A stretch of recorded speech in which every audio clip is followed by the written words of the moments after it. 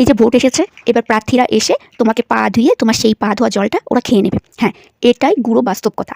2023-এ যে পঞ্চায়েত ভোট হয়েছে, সেই সময় নানান দলের পার্টির লোকেরা আমাদের বাড়িতে এসেছে, আরও সবার বাড়িতে যায় যেরকম। সেখান থেকে এক দলের পার্টির লোক যারা এসেছে, আমরা চেয়ার দিয়েছি বসতে, উনি উঠে গিয়ে, মানে ওরা আমাদের বাড়িতে এসেছে, ওদেরকে বসতে দিয়েছি, ওরা উঠে গিয়ে আমাদেরকে বসেছে। না না না, আমরা আপনাদের বাড়ির লোক, আপনারা বসুন। যাই হোক, গেল ভোট হয়ে গেল, তার মধ্যে 2-3 বার এসেছে। আশেপাশে যাদেরকে যা যা প্রবলেম, তারা সেই কথা বললো। সে বললো, হ্যাঁ কোনো ব্যাপার না, আমি সব ঠিক করে দেবো, আমি শুধু ভোটে জিতি সব ঠিক করে দেবো। এই জিনিসটা এখানে স্থগিত রইল।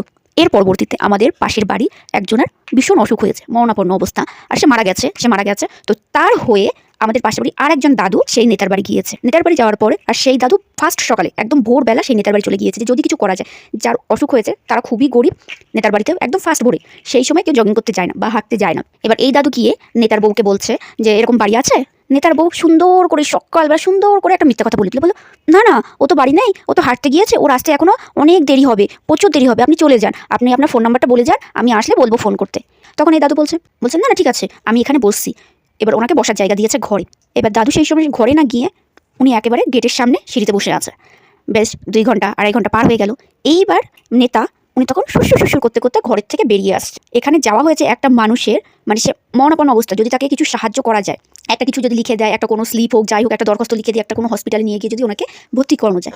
উনি কি বলছে, ওনার বউ কি বলছে যে না উনি বাড়ি নেই, কিন্তু উনি কিন্তু কোথাও যান, উনি ঘরের মধ্যেই বসে আছে।